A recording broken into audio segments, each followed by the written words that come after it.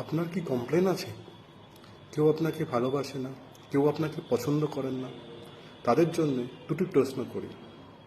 বলুন তো, আপনার কি ভাত খেতে ভালো লাগে? উত্তর হ্যাঁ হবে, না হলে না। একই রকম ভাবে দ্বিতীয় প্রশ্ন করি, আপনার কি রুটি খেতে ভালো লাগে? উত্তর একইভাবে হ্যাঁ হবে, না হলে না।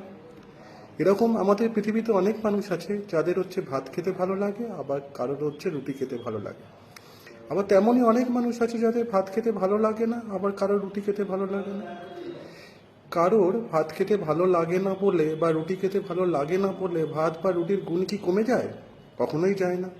তেমনি আপনারা অনেক সময় কমপ্লেন করেন যে আমাকে কেউ এই পৃথিবীতে ভালোবাসে না। তাতে কি এসে গেল? তাতে কি আপনার গুণ কমে গেল?